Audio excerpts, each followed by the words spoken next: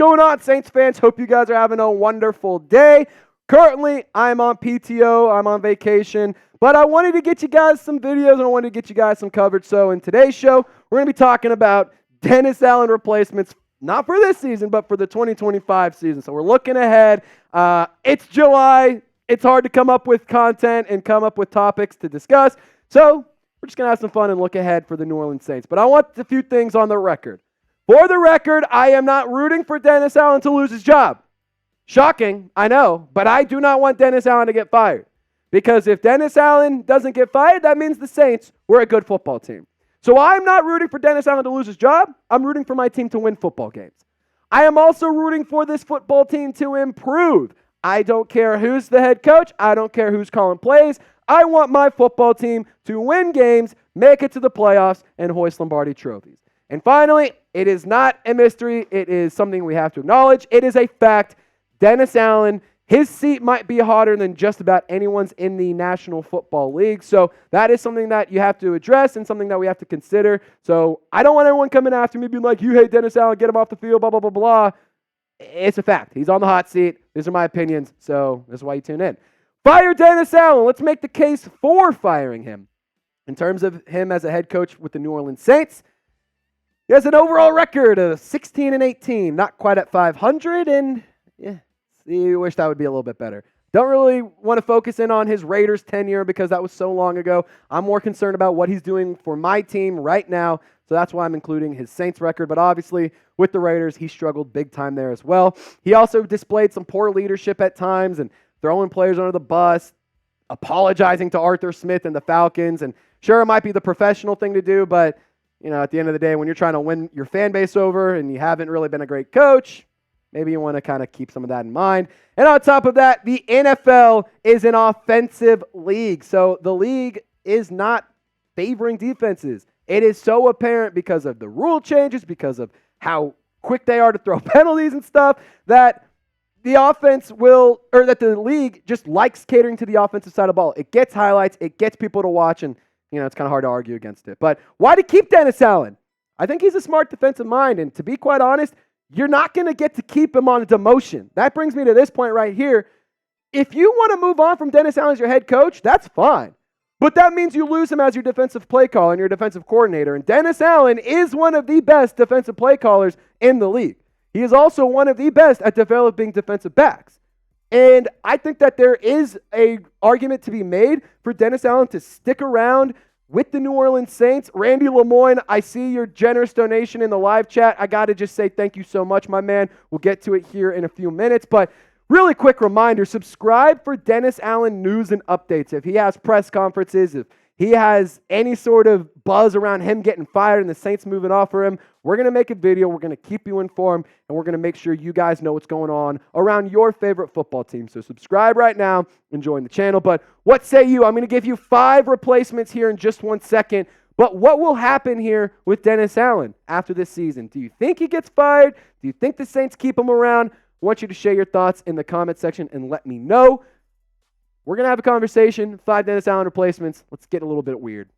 So the first one, it's an obvious one. Klint Kubiak. He is the Saints offensive coordinator right now. They just brought him in from the San Francisco 49ers. He was the pass game coordinator. He has experience as a play caller with the Minnesota Vikings.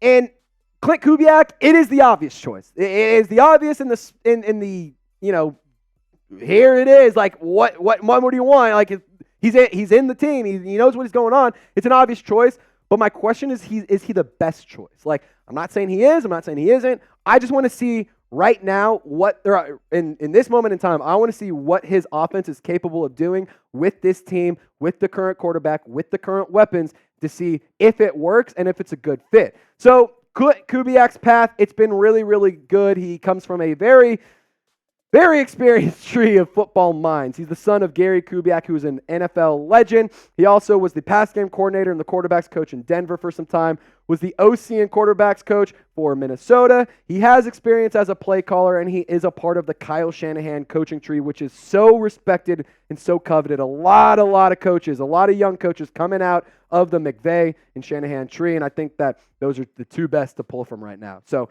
number 2, should do this actually. Number 2, Ben Johnson. we're talking about him once again. Because he stuck around in Detroit despite a lot of rumors and a lot of discussion of he could be the next great young head coach. He should get a head coaching job this year.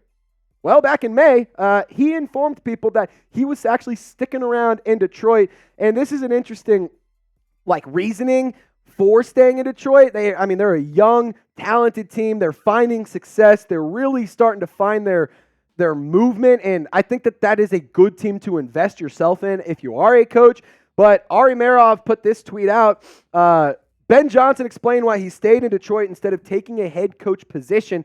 He mentioned that of the 8 openings this offseason, 5 of those hires will likely be gone in the next 3 years. He wants to be sure he can secure a second contract as a head coach, and his situation in Detroit is too good to leave for just any job. A very honest answer. So when this tweet went out, I replied with this picture. Ben Johnson, you are a New Orleans Saint. Ben Johnson, you are the future head coach of the Black and Gold. Ben Johnson, you are going to help my football team win a Super Bowl. I think Ben Johnson would be an excellent coach. I think he'd be a really good addition. And the fact that he isn't just taking any job, I'm not sitting here saying that the Saints are the best job for him to go and take, but I will say if he does get fired, if Dennis Allen does get fired, the Saints are an appealing option at the bare minimum. And Johnson, he has been with the Detroit Lions since 2019. He first joined as the offensive quality control coach and has bumped his way up the tiki, what is it? Up the what? The pecking order. What? The totem pole. I was thinking tiki. I was like, what am I thinking? He's climbed the totem pole is what I'm trying to say. The Lions' yards per game and the points per game last season, elite. They were number 2 in yards per game, and they were number 5 in points per game. That right there alone should make you interested in Ben Johnson. And he does have 2 years of offensive coordinating experience. So I think that he is one of the next great young head coaches in the league, and I would love for the New Orleans Saints to go get him. But I want you to look ahead for me. Will Ben Johnson leave Detroit after this season? Do you think that he goes and becomes a head coach in the 2024 to 2025 offseason? Just type stay or leave in the comment section. I can't wait to see what you got to say. So another one, Jerrod Johnson. Yeah, I went for the quarterback's coach. I didn't go for Bobby Sloak. I want Jerrod Johnson. And I'm going to tell you why here in just a second.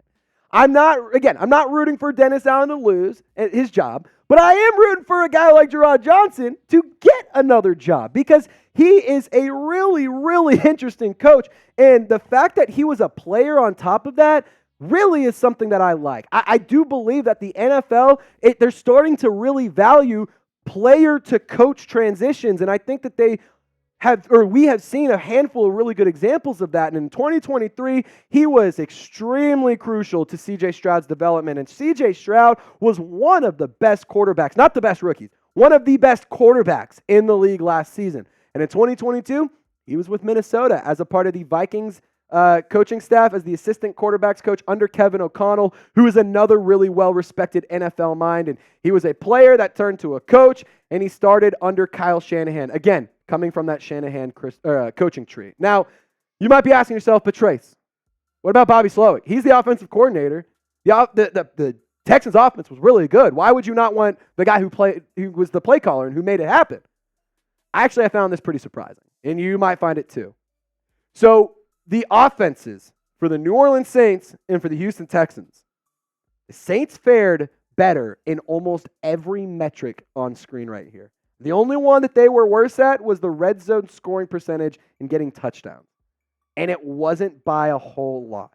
And I will say this, I think that Bobby Sloak could be a great head coach, but I love the idea of bringing in a player. And Jerrod Johnson, he was one of the best quarterbacks in Texas A&M history before he got benched for Ryan Tannehill, who eventually took over. Jerrod Johnson, he was on a bunch of different practice squads, a bunch of different preseason squads and whatnot, and never really got any real NFL reps at the end of the day. But I mean, when he was the quarterback one for the Aggies from 2008 to 2010, he had 8,011 passing yards and 8,888 total yards of offense. He was third in total offense behind Johnny Manziel and Kellen Mond, and second in passing yards only behind Kellen Mond for the Texas A&M Aggies. So, I mean, the guy knows how to throw the ball. He knows how to communicate to players, and I like the idea of bringing in a former player as a coach. Now, here's another option. If you want to stay defensive-minded, I don't blame you. I think that maybe this could be an option. Brian Flores. And let's not forget that he was pretty solid when he was with the Miami Dolphins. And I'm not going to sit here and make an argument saying that the Brian Flores is the best option, because I do believe if you were to go with a defensive-minded coach, you're still in the situation you're currently in. You would still require a smart offensive coach. You wouldn't be able to get away with a subpar play caller on the offensive side of the ball. But when it comes to Brian Flores and what he could offer for the defense, if you get rid of Dennis Allen, sure, you're missing a respected mind and a respected defensive coach. But to replace him with Brian Flores, who his defense in 2023, the Vikings in 2022 to 2023 took a massive leap in terms of their defensive production and how well that they fared. And as a head coach, Brian Flores, he spent 3 years with the Miami Dolphins, and kind of surprising his 2021 year, he ended up getting fired. There's lawsuits and stuff, that's not football necessarily that I'm not going to talk about, but there were things that happened. But let's not forget that Brian Flores went on an 8-game win streak to end this 2021 season. Like, it's kind of wild. I know that he ended with a losing record, but to win 8 games in a row, that's insane to fire him, in my opinion. But I can understand why you may not want to go with a defensive-minded coach, considering this is an offense-driven league, but I also don't hate the idea of a defensive head coach as well. So which style of coach do you prefer? Just type offensive or defensive in the comment section. We've had an offensive coach in Sean Payton. We're now seeing a defensive coach in Dennis Allen, so which one do you like better? All right, fifth and final one. Let's clap it up. Drew motherfucking Brees. That's right, we're talking about him because the former quarterback, I'm not sitting here saying it's realistic. I'm trying to have some fun with it. It's July. Let us have some fun with the offseason. But, I mean, he does have coaching experience. This isn't like an absolutely man, this guy, he's coached. He didn't coach well, but he was an interim assistant coach for the Purdue Boilermakers whenever they played in the Cheez-It Citrus Bowl against LSU and Jamar Chase and absolutely got waxed.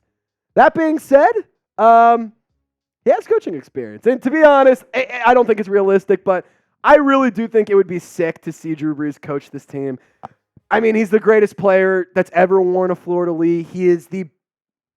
It's hard to argue that he won't always be the greatest player that's ever repped the black and gold. And if he could somehow go from being the greatest player in franchise history to being a coach, and he's a good coach, I mean, that would be so, so cool. But obviously it comes down to whether or not he wants to go back into the booth, whether or not he wants to take time away from his family to get back involved in football, because I know he is a very family-oriented guy. So I don't think it's realistic, but there's no denying it. It would be freaking awesome to see Drew Brees coach this New Orleans Saints.